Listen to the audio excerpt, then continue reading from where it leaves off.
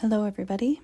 I have just moved house and this is my first post from my little workspace in a house owned by a very good friend of mine who's been so generous to me. I cannot quite find the words for it. I don't want to ramble too much because I'm not out by the river or the lake with some bird song. But I just wanted to welcome you all into this new space that I have with most of my little things around me. A lot of it's stored for the time being, but it's a very welcoming space, and I'm happy to be here. So I was going to give you a bit of background to some of the text in this essay, but I decided to put that in the essay itself rather than ramble on. So I will just get on with it. Hope is the heartwood. Stories help us get there. I should say, and stories help us get there. Sometimes I edit while I'm doing these. Let's do that again. Hope is the heartwood, and stories help us get there. Some years ago, when I still lived in upstate New York, I began working at a sawmill. I had 2 very small children at the time and had never intended, nor desired, to be a full-time stay-at-home mom, not to mention be one and working at the same time. Due to the full-time stay-at-home mom reality, most of my work happened in the middle of the night, a capacity I no longer have. But I was doing exactly that and rapidly dying inside because staying at home with children all day is not, to put it mildly, my calling in life. One of my kids went to part-time preschool twice a week at a nature museum, which also offered adult classes like beekeeping and wild foraging, both of which I took out of curiosity but also to stay sane, along with rustic woodworking, an activity I'd never imagined myself doing. I am the kind of person who can't be trusted with a table saw, or even, frankly, a spirit level. The rustic woodworking artist who taught the class introduced me to New York Heartwoods, a micromill run by a woman, coincidentally also from Montana, who'd bought a Wood Miser LT40 and specialized in milling wood from downed and diseased trees on public and private land. Working at the sawmill a couple days a week, interning really, since I was there to learn and wasn't being paid, helped keep me from going completely numb from depression with and dissociation from my life, and got me into research on embodied learning.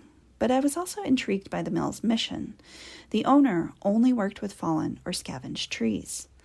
The point of the mill was to introduce circularity within the wood milling system, which fit right in with efforts I'd been making towards supporting local food systems and fending off long-term despair over single-use plastics. We worked with a lot of city ash trees felled by emerald ash borer and cedar that had been cleared from farm fields. I spent one entire day planing cedar planks for someone who'd rescued them, already milled, from her family's farm and was making an art installation out of them.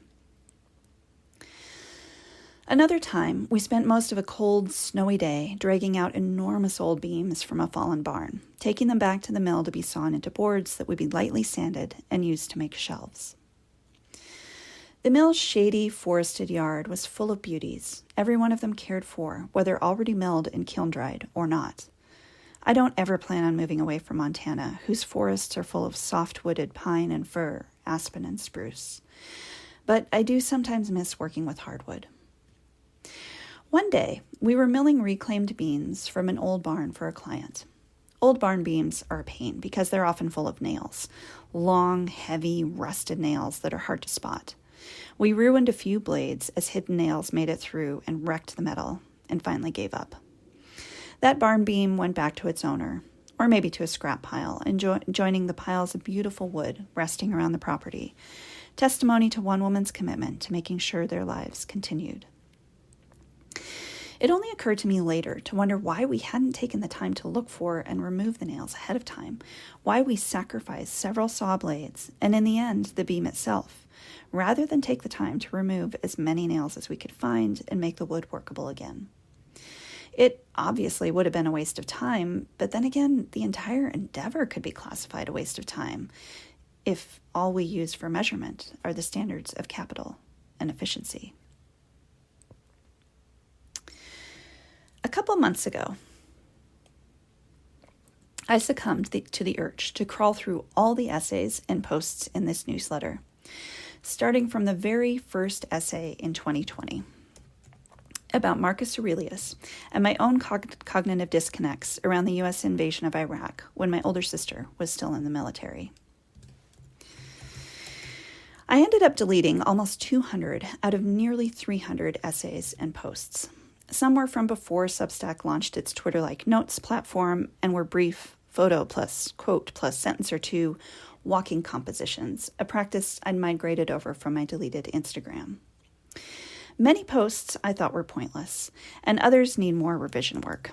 The ones I kept, I'm slowly revising and recording audio for, since I only started doing audio versions in late 2023. I've made my way through nearly 20 and started from the beginning. Many of the posts and essays I deleted, I saved in offline Word documents, collecting them by theme. By far, the largest of these collections is one I've labeled Abundance and Commodification, with over 40 pages of text. Some of what I've rewritten here about my time working at a sawmill are lines scavenged from that document. Out of all the writing I do on the commons, the complementary topics of abundance and commodification, of food and seeds in particular, but of everything in general, including labor, creativity, and ideas, overwhelms the amount I have written about land ownership, which surprised me because I feel like I never shut up about land ownership and repeat myself to a tiresome degree. Something about rereading all of those words and stories and collecting together the ones that I felt needed more editing, or perhaps shaping into a larger, more cohesive project, reminded me of my faith in storytelling, how deeply I believe in its power and in the world's need for it. For more stories with heart and truth, as many as possible from as many different perspectives as possible, especially from voices, people, and places who've been heard the least. Every iteration, not for the purpose of telling anyone else how to feel or what to think, but sharing the unique experience of what it is to live one's own individual life. The joy, the pain, the traumas, the grief, the love, the visions and losses and hope. I don't think we can ever have enough ways to help ourselves feel what it's like to live in someone else's experience. Yet, it often feels like the world is awash in stories. Good stories, important stories, stories we need to hear and stories we need to tell. Fantastic fiction that opens up possibilities for imagining different ways of living. Investigative reporting that unfolds the truth of the world. I have been floored by the work of brilliant documentary filmmakers, by novelists who are bona fide geniuses, many of them my friends. And what changes? It is very easy for the path opened up by that question to lead to despair. I've been there myself more than once. I'm there myself more than once on any given day, and I don't think it's solely a genetic half-Russian Jewish fatalism. It's looking at the world and humans as clear-eyed as possible. It's seeing people I believed in and trusted use genuine need and good causes for their own benefit. It's seeing the hard work of millions crash against the walls of capital and power. But down that path is also possibility. My father used to say, and still does, that the biggest problem in the world is lack of imagination. He meant a capacity to place ourselves in other people's lives and experiences, a capacity for empathy. It's both true and bigger than that. Every story shared is a chip in the systems and structures that seem unbreakable and insurmountable. Most of the time, we don't see what's changed until long after the fact. Real life isn't a Hollywood apocalypse movie with sudden shocks to the system and people screaming for the walls. We'll never know what cracks it all open. But those stories, that work, looking at life's slant and seeing what can change, that's how the light gets in.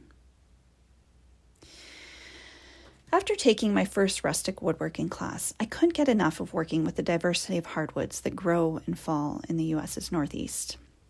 I learned about the different high-end uses of varieties of maple and how bad black locust smells. There is no other way to say it but that black locust smells like gas. But also how useful it is. Black locust is so hard that it can be used in decking. It's like cement board. I learned how bacteria and fungi cause spalting and how beautiful its black lines are lacing through decaying stumps or sawn boards. In midwinter, the mill's owner sent me on a day-long chainsaw safety course, where, after several hours of learning to care for chainsaws and safety equipment and looking at photos of people who'd had horrifying accidents, I stood in knee-deep snow and cut down a pin oak. I decided I never wanted to use a chainsaw again because I am clumsy, and it was terrifying. The entire project of New York Heartwoods was at core anti-capital. It was inefficient, time-consuming, space-consuming, slow, laborious. It was an enormous amount of work simply to find markets for the wood products, much less retrieve the trees and logs and mill and kiln dry and shape and sand it all. That entire day, one employee and I spent planing someone else's recovered stack of cedar planks. The client probably could have bought something similar from IKEA for far less money than that day's labor cost. Even though I was working at that sawmill for free, nobody else was. But that's the point. The work was slow and laborious and smelled heavenly. I could eat my winter cold sandwich on a stump of spalted sugar maple and smell the melt snow damp of coming spring. I could peek into the kiln and its stacks of ash. I could do work and feel alive while doing it. What does efficiency in our lives get us? The question sits like an invisible monster in the center of capitalism. If the economy isn't there to serve human and ecological well-being, what is the point? If working with wood by hand gave me and others pleasure and satisfaction, and gave clients connection to their ecosystem and its cycles, why not engage in that kind of work? And why are we prevented from doing that work simply because it doesn't provide enough income to feed our families? It's the reason I recommend reading Wengrow and Graeber's book, The Dawn of Everything, as a balm for despair, or at least listening to interviews about it, or reading summaries. Whatever works. It's an enormous book, and what's important is the message behind it. There have been countless ways of forming human societies over the past several thousand years. Just because our current industrialized culture feels like some kind of inevitable endpoint doesn't mean it's true. Those endlessly varied histories remind us what might be at the core of true freedom. It also gives an opening into that question. What changes? Well, a lot can change. We never know how, not completely.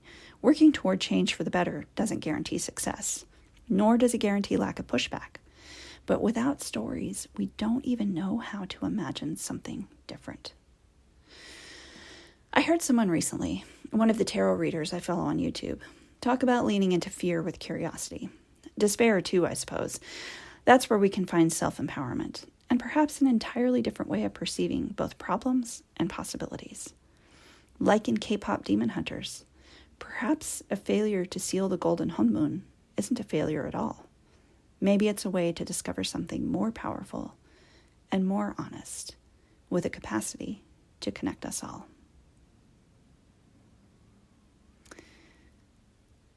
I would add a little to that, but now the soundtrack to K-pop Demon Hunters is going through my head. So I will just end this with a hope that you take care of yourselves. Thanks for being here.